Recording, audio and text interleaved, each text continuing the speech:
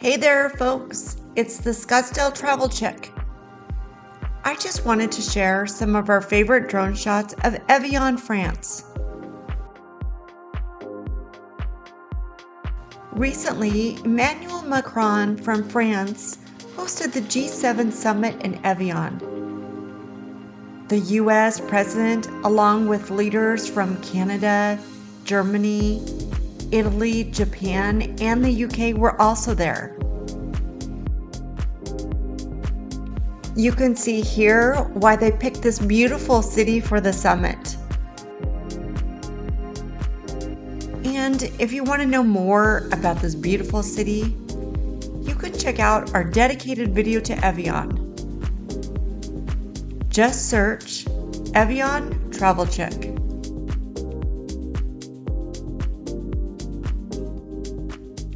Okay, let me show you a few more drone shots of Evian France.